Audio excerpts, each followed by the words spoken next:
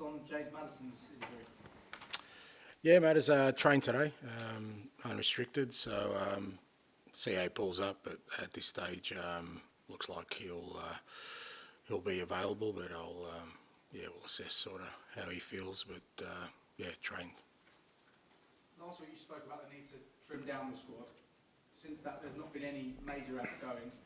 Is it becoming more and more unlikely that you'll be able to bring players in between now and the end of the window? Not necessarily. These kind of things are pretty fluid. They happen, pretty quickly.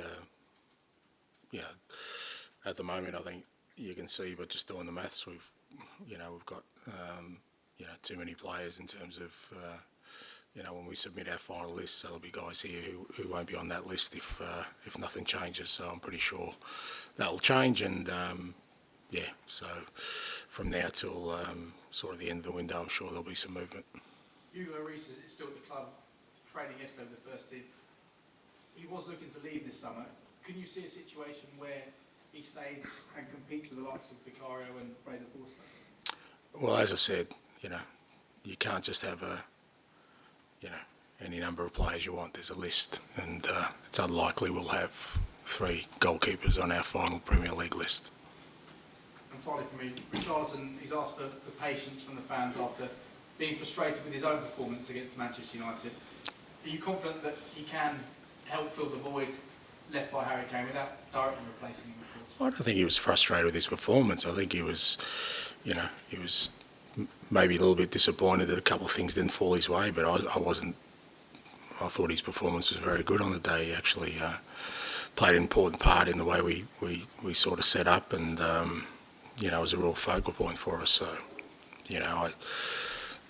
I guess with all these things, it's like anything else. People look at outcomes, and with strikers, it's just about goals and nothing else. And I'm sure Richie wants to score goals, but far more important for me is how he's contributing to our team setup. And I thought he was good last week, and from my perspective, that's the key thing. I'm sure the goals will come, but no point getting the goals if the team's not performing. Roger. Hi, Ange. Just a couple of games into the season, but I think most observers from the outside, there was a degree of uncertainty about what to expect from Spurs this season, particularly with the Harry Kane situation going on. A couple of games in, a couple of positive results, but like tricky fixtures. Have you sensed a feel-good factor of what perhaps a win against Manchester United brings around the place? Look, I think it's fair to say that, and again, I don't come in with any sort of knowledge or perspective on last year, but I can only work on sort of what's in front of me, and players have certainly been really receptive on what we're trying to do. The staff have been really good, the existing staff, the new staff, again, embracing kind of how we're going to work. And the games we've had so far, the support's been really positive about what we're doing. So that's all I've got to measure. But as you said, we're 2 games in, so I'm not reading too much into anything at the moment. It's more about, like I said, for me, it's about trying to establish some principles, some foundations for the team we want to be. And it always helps when there's positive outcomes early in this phase, because hopefully that just, accelerates belief more than anything else. But doesn't change the fact that we're still very much at the embryonic stage of any kind of building of a new team or new way of playing. Your opponents this weekend are another team that are building a fresh start for them as well. Do you see people like yourself, people like Anthony Areola, as sort of like a new challenge for the old guard in the Premier League, people who are going to come in and freshen things up with a new idea? Do you feel like you're part of something exciting at the moment? I'm 57 years old, mate. But just in terms of experience. Yeah, I guess that's the unique box people still put me in. They kind of compare me to guys who are just beginning their managerial careers, but that's fine.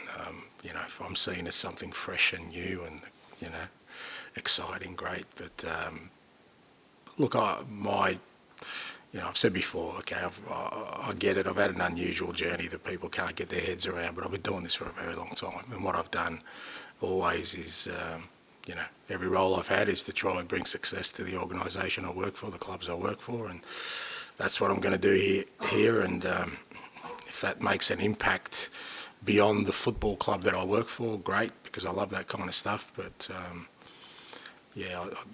not sure there's a direct comparison with my journey for many managers around the world, mate. No, I was thinking more in terms of just new managers within the Premier League rather than age. But just on that point, there's only a couple of games in, obviously, for Bournemouth too.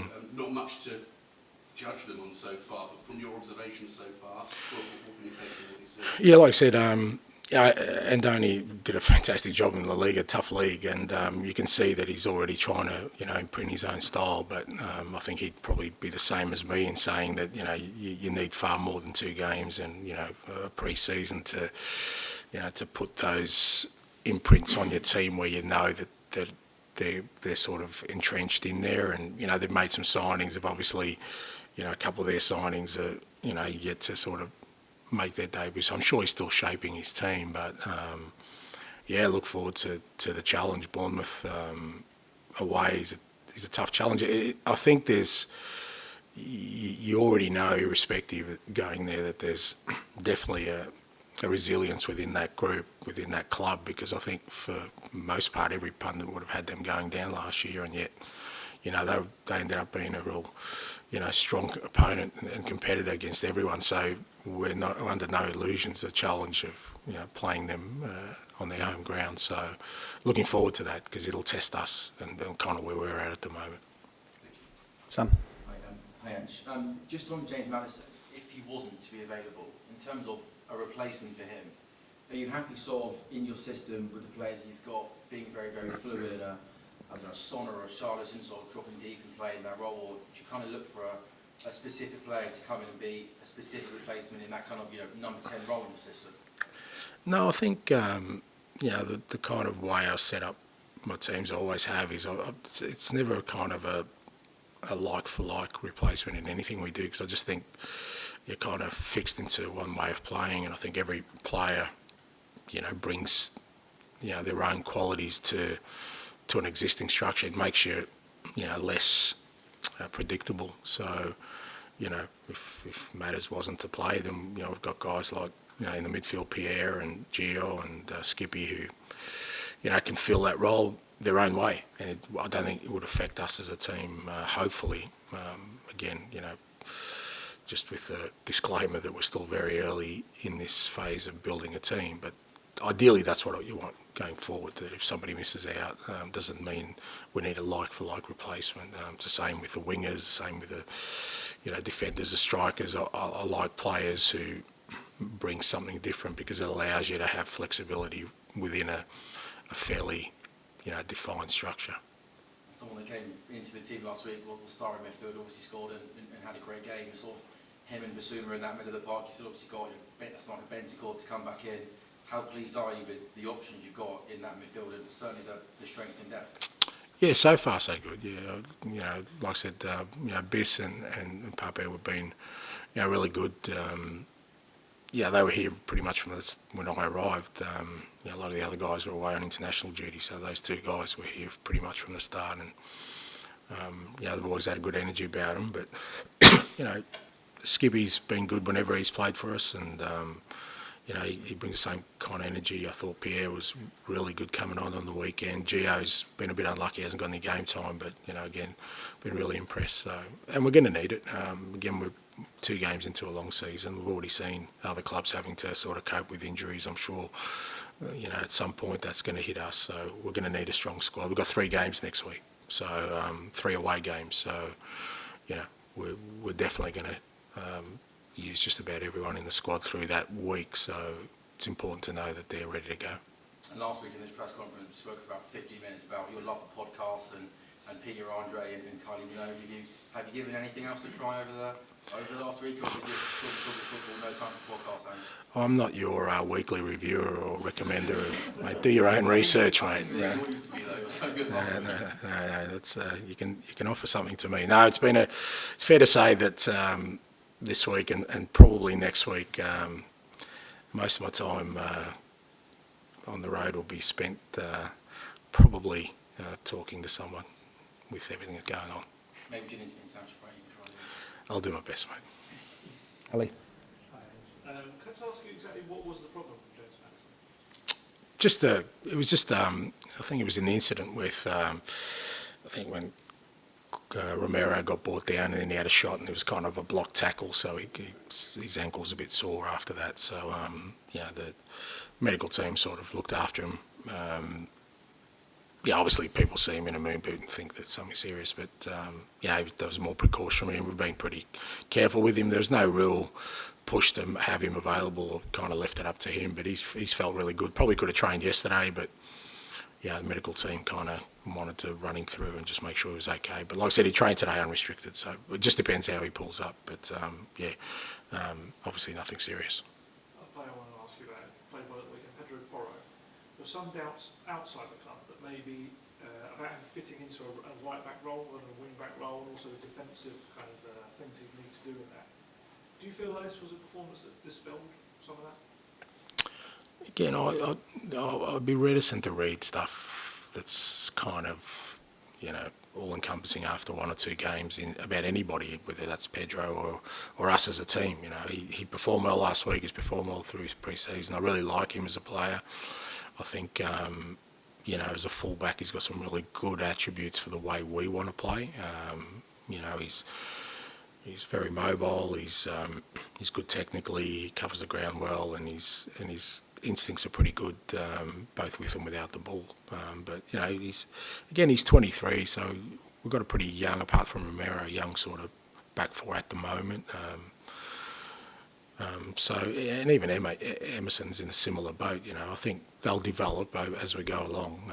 But both of them, all our fullbacks at the moment have found a real willingness to be open-minded, because it's fair to say the demands of our system on fullbacks is a bit different to others. So you need players who are kind of open-minded enough to want to take that information in, and I think all the boys playing those positions at the moment are really keen to keep exploring kind of the way we play.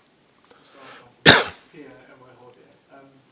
Last season and previous seasons, he's used to being starting every single game. He was part of the leadership group. Now, obviously, he's only had those minutes against Man U and not part of your new leadership team. How's he kind of dealing with that? How's he coming across?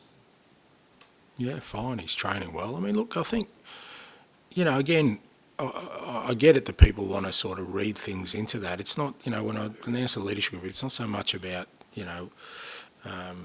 the people who are in the building and are experienced don't have a role to play in that. But if you want to change, you have to change. Like, you can't just keep doing everything the same and keep everything the same and expect a different outcome. I mean, it's pretty obvious, and I've always done that. Wherever I've gone, I've felt that unless I come in and actually change things, whether that's personnel or staff or manner of playing, then what am I doing? Because, I'm definitely not that arrogant to think that just me walking in is going to give us success. That's not how it works. You have to actually make meaningful change, and that's what the club wanted. I assume by appointing me, they wanted to go in a different direction, and then it's about making those decisions that institute change. But it doesn't mean that's not a reflection of anything that's happened in the past or on people in the past. It's about then, with that change, does it bring, more out of people? And Pierre's in that boat. He trains really hard every day. I thought he played a really important role coming on for us against Man U the other day, and he's part of this squad. And I haven't seen any evidence that he's diminished his role or is not happy. But at the end of the day, all of them need to fight for their positions, and they need to fight every day. If we're going to be successful, that needs to happen on a daily basis. So you've got hopefully a couple of players in every position who every day are pushing themselves to be the best they can be.